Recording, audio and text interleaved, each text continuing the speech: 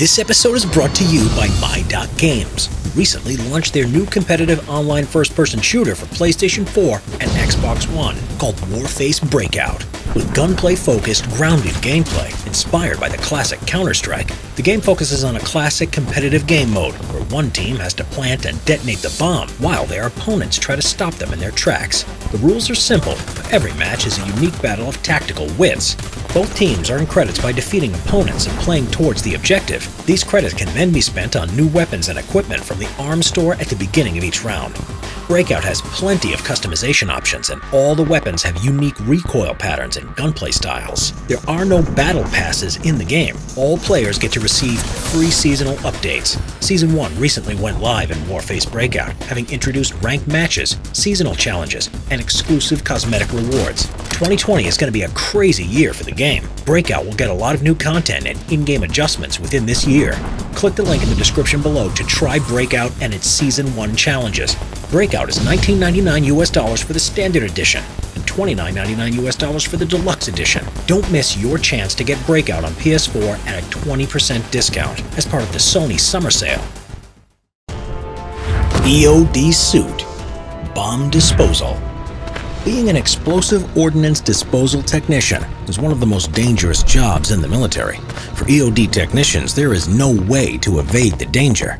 Their job is to locate, identify, and neutralize an explosive device, whether it's an ordnance or an improvised one.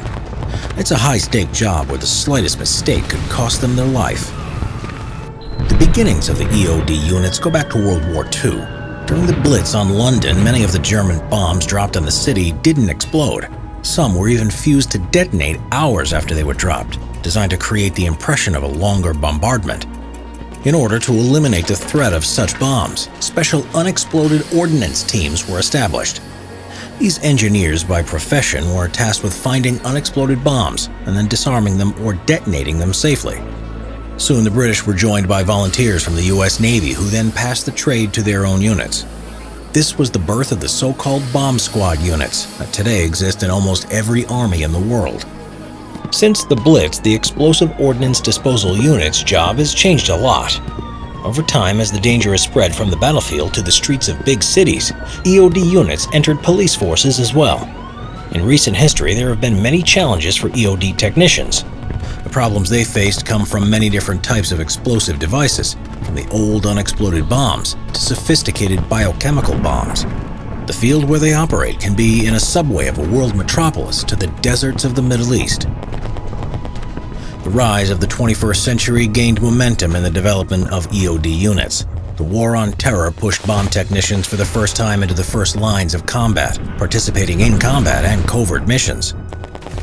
In Afghanistan and Iraq, these improvised explosive devices, or IEDs, were the equivalent of what booby traps were to US troops in the Vietnam War.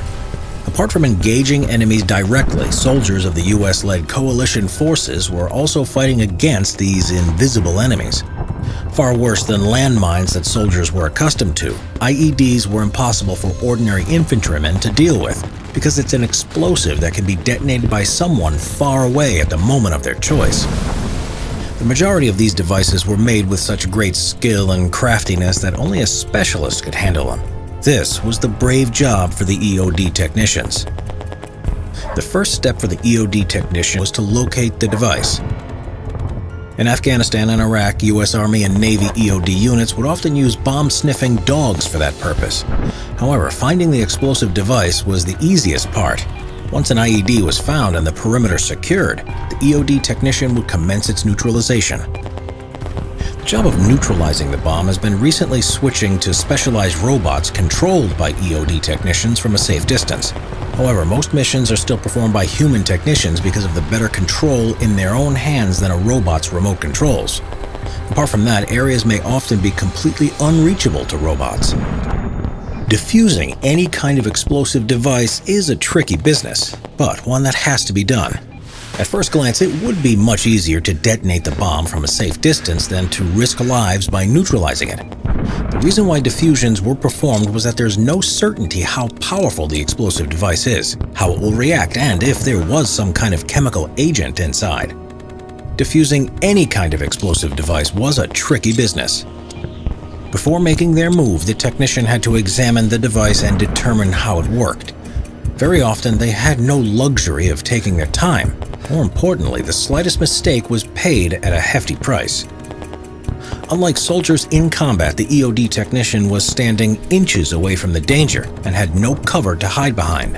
The only thing that stood between him and the deadly contraption was his protection, the EOD suit. The EOD suit is a special protective suit designed for use by EOD specialists. Its purpose is to protect the wearer from injuries caused by an explosion. Most of this heavy and bulky suit's features are installed to protect from fragmentation caused by an eventual blast. However, modern suits are designed in such a manner that they provide protection from other injuries that could also be caused by explosive devices. The most common are blast injuries caused by an exploding blast wave, an intense overpressurization impulse created by a detonation.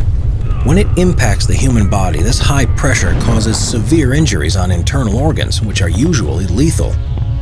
Another type of injury could be caused by blast wind, a forced, overheated airflow. In the end, there is a threat that the explosive device is armed with chemical or biological agents. To protect from this specific kind of danger, some bomb suits are also equipped with self-containing breathing apparatus. A modern EOD suit is designed to protect from all these dangers.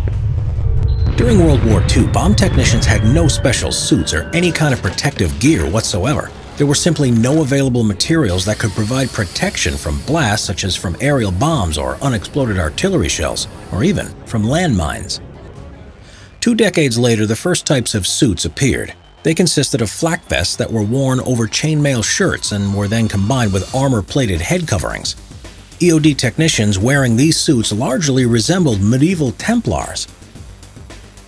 Only after materials such as Kevlar found their way into military use did the modern type of bomb suits appear. Using these materials, the first EOD suits that we know today were made in the 1990s. They provided better protection and covered the entire body. Its Kevlar was strong enough to stop the impact of bomb fragments but was unable to withhold the blast wave. This problem was later solved by adding foam layers that absorbed the blast. Further improvements were also made to protect the technician from chemical and biological agents. Modern EOD suits consist of several sections: the trousers, a jacket with a high collar, and a groin section.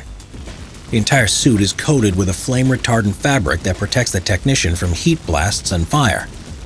The inside sections are fitted with protective inserts consisting of thick layers of ballistic material, foam, and fiber which provide fragmentation and overpressure protection. For additional protection, the chest, lower abdomen, and the spine are protected with armored steel plates with an absorbing layer of foam for the spine plate.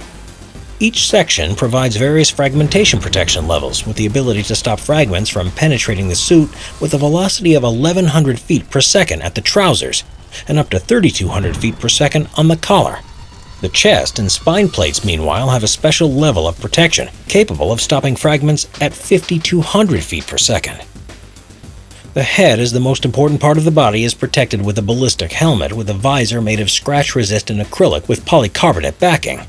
The inside of the helmet is equipped with an air ventilation and radio communication system. Additional protection for the head is provided by the high collar. Not only does it give fragmentation protection, it also secures the head from an abrupt change in position when hit by a blast. And finally, the feet are protected by protective overshoes. The only part of the body that isn't protected are the hands, which need to be dexterous. Bomb technicians don't wear gloves as they reduce the sensation in their fingers. When handling biochemical explosive devices, technicians also wear chemical protective undergarments. Even though EOD suits have evolved over time to provide the best possible protection and comfort for technicians in the field, they still do come with a set of drawbacks. The most obvious is the bulkiness of the entire suit, which can weigh up to 80 pounds. This is quite a heavy burden for a technician that needs to focus on neutralizing the explosive device. It also reduces his mobility to a large degree. There have been cases in Afghanistan and Iraq where technicians were caught in the crossfire and killed because they were unable to run away from the scene to look for cover. Another important drawback is that the structure of the suit and materials used do not allow heat dissipation. This results in high temperatures inside the suit, going up to 122 degrees Fahrenheit. which then can lead to serious heat stress and heat illness. The latest EOD suit designs have made some progress in dealing with these issues. The EOD-10 suit, which is used by the United States Air Force in EOD operations, comes with a bodysuit that has an integrated cooling system that consists of a water pump that circulates cold water through small tubes wrapped around the entire suit. The suit also has improved mobility, as it has a more compact design and utilizes the latest lightweight ballistic materials that significantly reduce the overall weight. Despite being cumbersome and difficult to withstand, EOD suits were still the first choice of protection for EOD technicians in the wars in Afghanistan and Iraq since 2001. There were, however, opposing experiences with EOD suits, primarily because of the overheating issues. While on the mission, EOD specialists preferred not to use suits until they began working on neutralizing the IED, some not even then. They believed suit protection was insufficient against IEDs and preferred wearing only light protection that didn't cause heat stroke. Not using the suit may be why U.S. forces lost more than 50 EOD technicians on missions in Iraq and Afghanistan. On the other hand, EOD suits saved the lives of many technicians. Once hit by an explosion, these suits significantly increased their chances of surviving. Thank you once again to My.Games and Warface Breakout for sponsoring this Simple History episode. Click the link in the description below to try Breakout.